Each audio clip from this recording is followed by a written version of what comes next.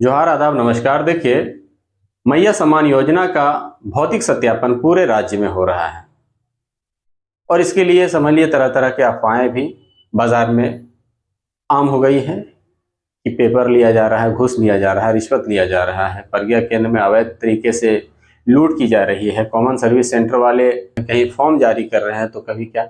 लेकिन महज ये सब अफवाह है, इस सब बातों पर ध्यान नहीं देना है। इन बातों का कोई आधार नहीं है, टोटली निराधार है। तो आपको मैं बता दूं कि भौतिक सत्यापन होता क्या है।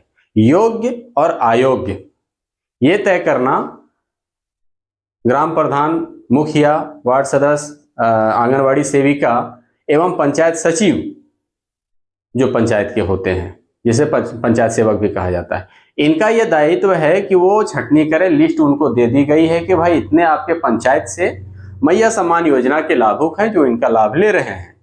अब इनको टास्क दिया गया है कि आप इनमें ये छटनी करें कि कौन इनमें से कौन बच्ची का जो मैया सम्मान का राशि मिल रहा था और वो यहाँ पर जो कुंवारी थी, अब उनकी शादी हो चुकी है, वो भी दूर कहीं शादी हो चुकी है, तो उनको चिन्हित करें। और दूसरी बात है कि और भी बहुत सारी महिलाएं थे कि ये कंपटीशन की तैयारी कर रही थी सरकारी नौकरी में, अदर भी और भी सेक्टर में जाने के लिए। अगर उनको कहीं कोई नौकरी लग गई है तो फिर वो अयोग्य हो जाएंगी। अगर उनके घर में पत्नी को अगर मिल रहा है, अगर पति को सरकारी नौकरी मिल गया तो वो भी अयोग्य करार दिया जाएगा। तो इस तरह के लोगों की चयन करना इन पंचायत लेवल पर इनको जिम्मा दिया गया है। और अंत में एक दिन शिविर के माध्यम से पूरे ग्रामीणों को बिठा करके ये जानकारी दी जाएगी कि भाई आपके गांव में इतने योग्य हैं और इतने अयोग्य हो गए। तो अब सवाल ये उठता है कि बहुत सारे ऐसे लोग होंगे, अगर गलती से किन्हीं को अयोग्य लिस्ट में डाल दिया गया है तो सिर्फ उनको ये पेपर देना है कि भाई मैं योग्य हूं, मैं क्राइटेरिया हम सब पूरी करते हैं, हम योग्य हैं योजना का लाभ लेने के लिए, तो सिर्फ उनको। और अगर कोई ये अफवाह उड़ाया जाता है कि सबको फॉर्म भरना पड़ेगा, ये नहीं, किन्हीं को फॉर्म देने की जरूरत नहीं है, किन्हीं को भरने की जरूरत नहीं है। सिर्फ है सो जिस दिन शिविर का आयोजन किया जाएगा उस दिन आपको जाना है और वहां सुनना है कि कितने लोग आयोग किए गए।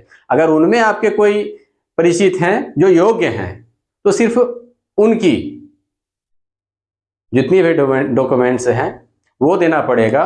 राशन कार्ड, आधार कार्ड, वोटर आईडी कार्ड इत्यादि, पासबुक, बैंक पासबुक, ये सब देना है और उनको ये बताना कि भाई ये योग्य है, तो उनमें योग्य कर दिया जाएगा।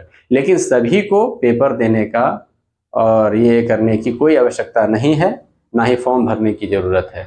इसलिए अफवाहों पर ध्यान नहीं दें, इत्मीनान से रहें। पदाधिकारी अपना काम कर रहे हैं, उनको लिस्ट पंचायत वाइज मिल गया है, वो लोग अपना काम कर रहे हैं। जिस दिन शिविर का आयोजन होगा, शिविर में पहुंचिए और वहां पर देखना है कि कितने लोग अयोग्य हो गए, कहीं आपका नाम तो उसमें नहीं आ गया है। तो उसके लिए है सो आपको पेपर जो जरूरत है के हैं वो आपको देना होगा और आपका फिर कंटिन्यू रहेगा। धन्यवाद।